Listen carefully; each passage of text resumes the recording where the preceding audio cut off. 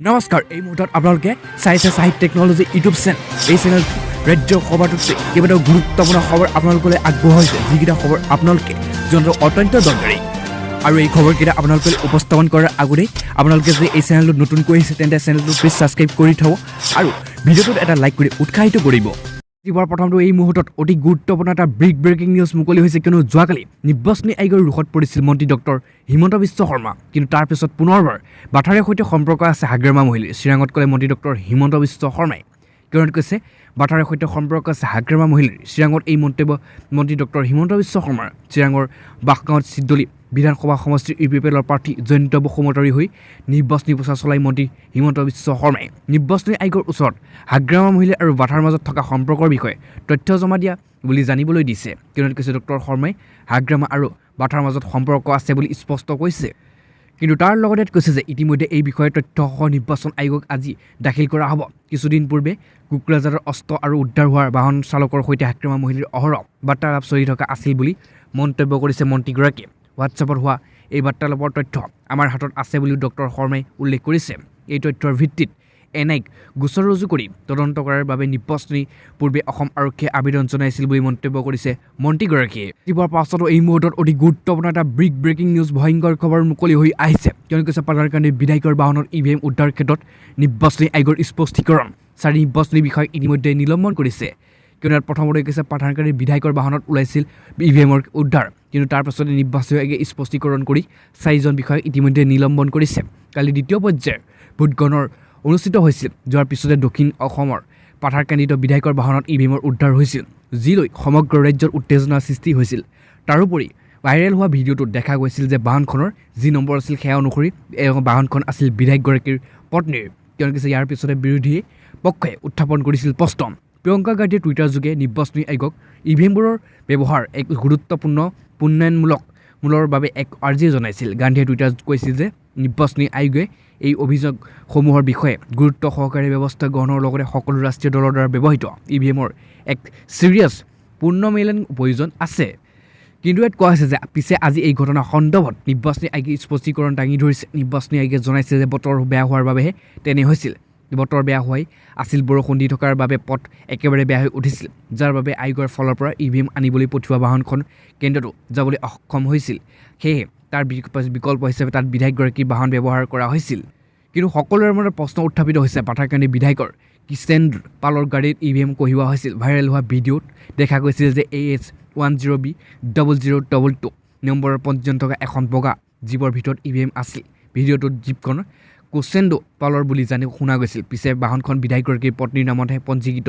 আছিল আনহাতে অন্যথা নিৰ্বাচনী আয়োগে এই ঘটনাৰ সৈতে জড়িত চাৰি নিৰ্বাচনী বিষয়াক নিলম্বন কৰিছে এগৰাকী প্ৰিজাইডিং বিষয়াৰ লগতে তিনিগৰাকী পলিং বিষয়াক ইতিমধ্যে নিলম্বন কৰা হৈছে ইয়াৰ পাছতো আন এটা গুৰুত্বপূৰ্ণ এটা ব্ৰেকিং নিউজ মুকলি হৈ আহিছে কিয়নো ৰাজ্যত বৰ্তমান নিৰ্বাচনী গৰম বতাহ তাৰ লগতে বহুতো হিংসাত্মক ঘটনাও সংঘটিত হৈছে কিয়নো কৈছে ডিব্ৰুগড়ত ষ্ট্ৰং ৰুমত CCTVত বন্দী হোৱা কোনে অদৃশ্য মানৱ হেক কৰা হৈছে নেকি ইভিএম কিয়নো কৈছে ডিব্ৰুগড় চৰকাৰী বালক উচ্চতৰ মাধ্যমিক বিদ্যালয়ৰ ষ্ট্ৰং ৰুমত কোনো লোকে প্ৰৱেশ কৰাৰ বিস্ফোৰক দাবী উত্থাপন কৰিছে জিলা কংগ্ৰেছ কমিটিয়ে কিয়নো কৈছে ইভিএম ৰখা ষ্ট্ৰং ৰুমত যোৱা 31 মাৰ্চত কোন লোক প্ৰৱেশ কৰিছিল বুলি অভিযোগ কৰিছে কংগ্ৰেছে অতি গুৰুত্বপূৰ্ণ কথাটো হৈছে যে কংগ্ৰেছৰ অভিযোগ অনুসৰি লহুৱাল বিধানসভা সমষ্টিৰ ইভিএমত থোৱা ষ্ট্ৰং ৰুমত 31 মাৰ্চৰ নিশা এজন লোকৰ চাহ CCTVত কেমেৰাত বন্দী হৈছে ষ্ট্ৰং ৰুমত 6 নং CCTV কেমেৰাত চাহটো স্পষ্টীকৰণৰ ৰূপত বন্দী কৰা হৈছে লগতে কৈছে যে কংগ্ৰেছৰ এই অভিযোগৰ পিছতে ষ্ট্ৰং ৰুমসমূহৰ নিৰাপত্তা দিশটো জিলাখনৰ সৃষ্টি হৈছে সহস্ৰই কোনো লোক উপস্থিত নোহোৱাকৈ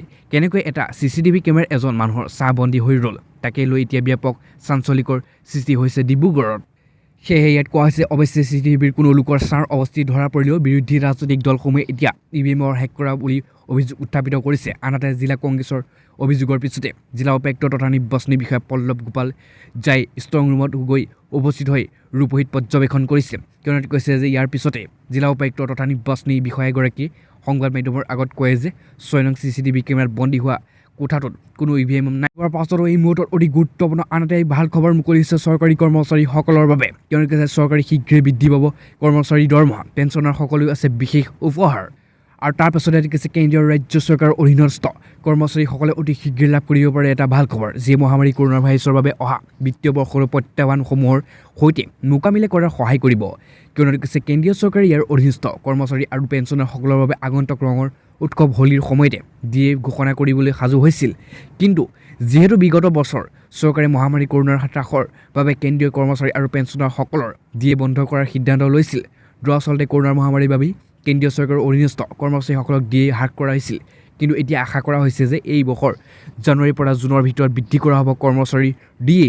কিয়নো অতি গুৰুত্বপূৰ্ণ কথাটো হৈছে তথ্য অনুসৰি কেন্দ্ৰীয় কৰ্মচাৰীসকলক শীঘ্ৰে লাভ কৰিব এই বৰ্ধিত দৰমহা। লগতে পেঞ্চনাৰসকলৰ ডিএ সকাহ দিব পাৰে। সপ্তম বেতন আয়োগৰ মতে ডিএ ঘোষণাৰ পিছত কেন্দ্ৰীয় কৰ্মচাৰীসকলৰ দৰমহা অধিক বৃদ্ধি পাব। কৰোণাৰ মহামাৰীৰ প্ৰতি লক্ষ্য ৰাখি চৰকাৰে বিগত বৰ্ষত এক গুৰুত্বপূৰ্ণ সিদ্ধান্ত লৈছিল, য'ত ডিএ পুৰণি অৰ্থাৎ 17% 2021 জুনলৈ ৰূপায়ণ কৰাৰ সিদ্ধান্ত লোৱা হৈছিল। ইপিনে 2020 জুলাইৰ পৰা ডিচেম্বৰৰ বাবে অতিৰিক্ত 4% ডিএ এতিয়াও তেওঁলোকৰ মাহিলী দৰমহাত যোগ কৰা হোৱা নাই।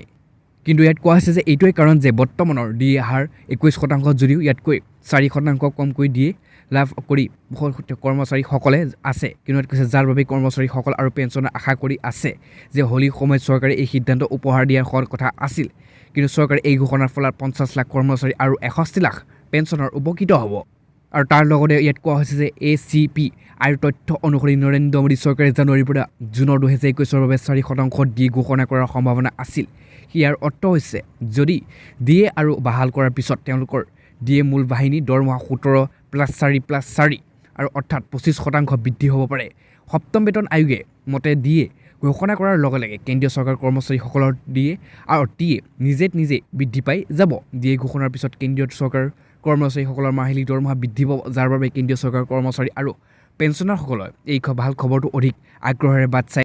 এই মুহূৰ্তত অতি গুৰুত্বপূৰ্ণ এটা ব্ৰেকিং নিউজ মুকলি হৈছে। কিন্তু সমগ্ৰ ভাৰতবৰ্ষৰ লগতে অসমতো কৰোণাৰ ট্ৰাক সৃষ্টি কৰিছে আৰু এদিনতে সমগ্ৰ ভাৰতবৰ্ষত 80,000তকৈ ওপৰ লোক কৰোণাত আক্ৰান্ত হৈছে। কিয়নো কৈছে 12 ঘণ্টীয়া খাদ্যহীন অৱশেষত জাৰি কৰিছে।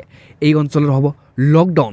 কিয়নো কৈছে দেশৰ প্ৰান্তে ভয়ংকৰ গতিত বাঢ়িছে কৰোণাৰ আক্ৰান্ত লোকৰ সংখ্যা। 1 এপ্ৰিলৰ পৰা সমগ্ৰ দেশৰে 45 ঊৰ্ধৰ সকলো লোককে কৰোণাৰ প্ৰতিষেধক প্ৰদান কৰা হৈছে যদিও এতিয়া অহা ৰোগীৰ সংখ্যা চিন্তাত পেলাইছে সকলোকে। কেন্দ্ৰীয় স্বাস্থ্য মন্ত্ৰালয়ে আগতীয়া সাৱধানতা অৱলম্বন কৰাৰ প্ৰতিখন ৰাজ্যলৈ প্ৰেৰণ কৰিছে জাননী। কিন্তু তাৰ লগতে কৈছে মহাৰাষ্ট্ৰৰ কেইবাখনো জিলাত ভয়ংকৰ গতিত বাঢ়িছে কৰোণাৰ সংক্ৰমণ। সেইদৰে ছত্তীশগড়তো দ্ৰুতগতিত বৃদ্ধি পাইছে কৰোণাৰ আক্ৰান্ত লোকৰ সংখ্যা। ফলস্বৰূপত ছত্তীশগড় দুৰ্গত ৰাজ্যত চৰকাৰে লকডাউন ঘোষণা কৰিছে। আনহাতে মহাৰাষ্ট্ৰত পুনৰ চহৰত 12 ঘণ্টীয়া খাদ্যহীন জাৰি কৰিছে। খাদ্যহীন সন্ধিয়া 6 বজাৰ পৰা পুৱা 6 বজালৈকে বাহাল থাকিব। কিন্তু ইয়াৰ মাজতো হোম ডেলিভাৰী অনুমতি প্ৰদান কৰা হৈছে। আগন্তুক এসপ্তাহলৈ এই নিয়ম বলবৎ হৈ থাকিব। ইয়াৰ উপৰিও আগন্তুক এসপ্তাহলৈকে পুনেত ধৰ্মীয় স্থান, হোটেল, বাৰ, শ্বপিং মল আৰু চিনেমা গৃহ বন্ধ থাকিব। পাছতো এই মুহূৰ্তত অতি গুৰুত্বপূৰ্ণ এটা ভয়ংকৰ খবৰ মুকলি হৈ আহিছে। কিয়নো কৈছে ভয়ংকৰ ৰেল দুৰ্ঘটনাত 48জন লোক মৃত্যুমুখত সাৱটি ধৰিছে। কিয়নো কৈছে সেই সময়ত ৰেলখনত যাত্ৰী আছিল 490গৰাকী লোক। এই মুহূৰ্তত অতি গুৰুত্বপূৰ্ণ এটা ভয়ংকৰ খবৰ, কিয়নো ৰেল দুৰ্ঘটনা সংঘটিত হৈছে। দুৰ্ঘটনাত নিহত হৈছে 48জন লোক। সেই সময়ত ৰেলখনত 490গৰাকী লোক আছিল। টাইৱানত এই ভয়ংকৰ ৰেল দুৰ্ঘটনা সংঘটিত হৈছে। মৃতকৰ সংখ্যা প্ৰায় 50 হোৱাৰ বিপৰীতে আহতৰ সংখ্যা 165 বুলি জানিব পৰা গৈছে। যুদ্ধকালীন তৎপৰতাৰ বাবে দুৰ্ঘটনাস্থলীত বৰ্তমানে উদ্ধাৰ অভিযান অব্যাহত আছে। এটা সুৰংগৰ পথত সংঘটিত হৈছে এই দুৰ্ঘটনা। ফলত বহু দেৰিলৈ সকলো ক্ষতিগ্ৰস্ত হৈ ডবাৰ কাষ চাপিব পৰা নাছিল উদ্ধাৰকাৰী দল। সুৰংগ পথ হোৱাৰ বাবে উদ্ধাৰ কাৰ্যত ব্যাঘাত জন্মান হৈছিল। আৰু লগতে ইয়াত কৈছে উদ্ধাৰকাৰী দলে জানিব দিয়া অনুসৰি আহত লোকসকলক 6খন হস্পিটেলত ইতিমধ্যে ভৰ্তি কৰাইছে। পাছত এই মুহূৰ্তত আনহাতে গুৰুত্বপূৰ্ণ এটা ব্ৰেকিং নিউজ মুকলি হৈ আহিছে। কিয়নো কৈছে তৃতীয় পৰ্যায়ৰ নিৰ্বাচন শনিবাৰৰ পৰা বন্ধ বাইক ৰেলী। দেওবাৰে সন্ধিয়া 6 বজাৰ পৰা কৰিব নোৱাৰিব কোনো ধৰণৰ নিৰ্বাচনী প্ৰচাৰ। কিয়নো কৈছে 6 এপ্ৰিলত অহা তৃতীয় পৰ্যায় মঙলবাৰে তৃতীয় পৰ্যায়ৰ নিৰ্বাচন অনুষ্ঠিত হ'ব। আৰু নিৰ্বাচনৰ বাবে জনসংযোগ বিভাগৰ ফালৰ পৰা নিৰ্বাচনী কেন্দ্ৰিক বিধি সদৰি কৰিছে। এই অনুসৰি কালিৰ পৰা বাইক ৰেলী বন্ধ কৰিব লাগিব। কিয়নো কৈছে কোনো দৰেই প্ৰচাৰৰ নামত উলিয়াব নোৱাৰিব বাইক ৰেলী। কিয়নো কৈছে ভোট গ্ৰহণৰ 72 ঘণ্টাৰ পূৰ্বে এই বন্ধ থাকিব লাগিব সকলো বাইক ৰেলী। এই অনুসাৰে 3 এপ্ৰিলৰ পৰা কোনো ধৰণৰ দলীয় প্ৰাৰ্থী বাইক ৰেলী উলিয়াব নোৱাৰিব। আনহাতে জনপ্ৰতিনিধি আইন 1991 ধাৰা 126 অনুসৰি 6 এপ্ৰিলৰ মঙলবাৰে অনুষ্ঠিত হ'বলগীয়া তৃতীয় পৰ্যায়ৰ নিৰ্বাচন ভোট গ্ৰহণৰ বাবে দেওবাৰে সন্ধিয়া 6 বজাত নিৰ্বাচনী প্ৰচাৰ সমাপ্ত কৰিব লাগিব।